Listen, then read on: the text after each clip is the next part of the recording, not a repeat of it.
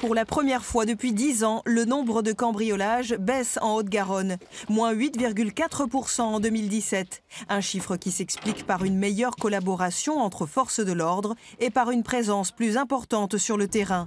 Le taux de cambriolage élucidé augmente de plus de 14%. Ce qui veut dire que l'action résolue que nous avions engagée, à la fois de prévention et de répression, porte ses fruits.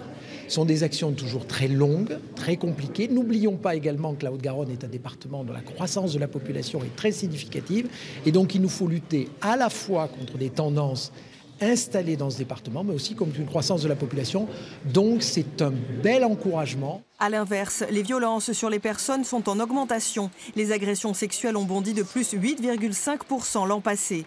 La lutte contre le trafic de stupéfiants s'est intensifiée. En 2017, 6 tonnes de résine de cannabis, 30 kilos de cocaïne et des centaines de kilos d'autres drogues ont été saisies pour une valeur de 14 millions d'euros. Une économie souterraine qui a de plus en plus de liens avec la radicalisation, voire le terrorisme. Sur les 2 dernières années, au total, nous avons remonté 29 cas, 29 signalements au parquet C1 de Paris. Ça veut dire qu'au quotidien, nous sommes confrontés à des interrogations sur les questions de radicalisation et de terrorisme. Actuellement, 350 cas de radicalisation ont été signalés. Le parquet de Toulouse est le plus actif de France hors Paris, avec 4200 personnes déférées pour la seule année 2017.